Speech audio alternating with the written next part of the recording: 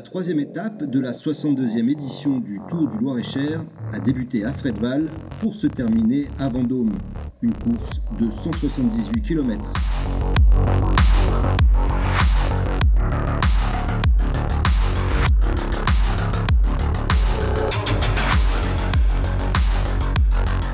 Oui, journée très particulière, donc les coureurs ont pris la pluie pendant plus de 4 heures, donc ça a rendu la course encore plus difficile. On va dire que c'est un scénario un peu plus classique, une échappée qui part de très loin, qui prend 2 minutes, le peloton qui régule le tempo par rapport à cette échappée, qui vient les chercher sur le circuit final.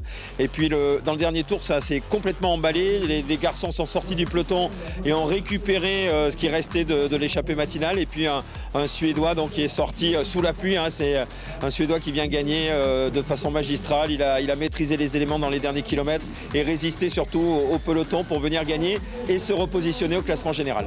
Et puis je crois que ce soir le peloton, sans faire de jeu de mots, il est rincé, lessivé, ça fait 3 jours que ça roule très vite, donc l'étape de demain risque d'être décisive.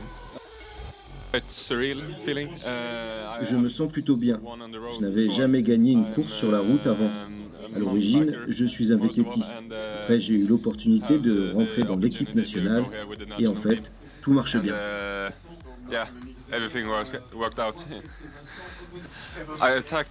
J'ai attaqué plutôt vite. Je sentais que je devais attaquer un peu plus fort, arriver au rond-point juste avant l'arrivée.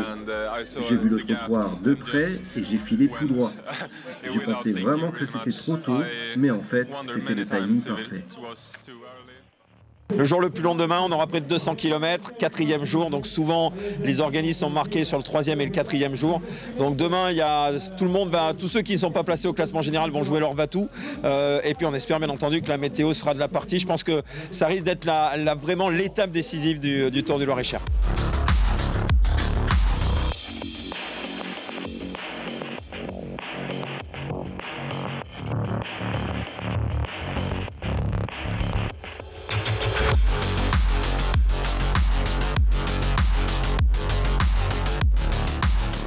L'étape du jour était pluvieuse, celle de demain sera venteuse et longue.